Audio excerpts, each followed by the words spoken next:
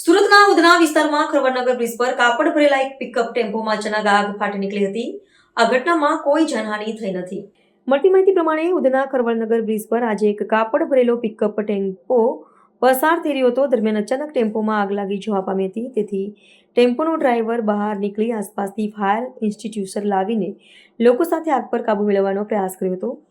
જોકે આગ કાબૂમાં આવી ન હતી અને સાથે જ ફાયર વિભાગને પણ જાણ કરવામાં આવી હતી. ઘટનાની જાણ થતાં જ ફાયર વિભાગની ટીમ તાત્કાલિક ઘટના સ્થળે પહોંચી હતી અને ભારે જહેમત બાદ આગ પર સંપૂર્ણ કાબૂ મેળવ્યો હતો. આગને કારણે બ્રિજ પર ભારે ટ્રાફિક જામ થયો હતો, જેના કારણે વાહન ચાલકોને મુશ્કેલીનો સામનો કરવો પડ્યો હતો.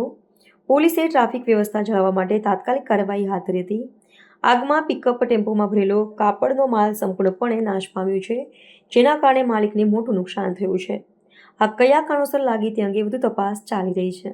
जिग्नेश तंदेल मान दरवाजा सब ऑफिसर આગની જે ઘટના કોલમાંથી કંટ્રોલમાંથી કોલ કર્યો કે ટેમ્પામાં આગ લાગી છે, એટલે માંડર ફાયર એજન્સી અમારી 2 ગાડી ફટાફટ લઈ આવ્યો અને આગને કાબૂમાં લઈ લીધી છે. આગ શોર્ટ સર્કિટ લાગેલી હતી. જાનહાની કોઈ નથી. નુકસાન થયું છે, વાયરિંગ બળી ગયું છે અને ઉપર કાપડના ઢગલા હતા એ બી બળી ગયા છે.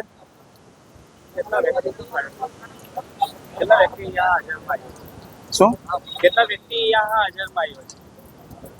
માંડર દરવાજાની 2 ગાડી આવી હતી, એમાં લગભગ 10 થી 12 વ્યક્તિ કોલમાં આવેલા હતા.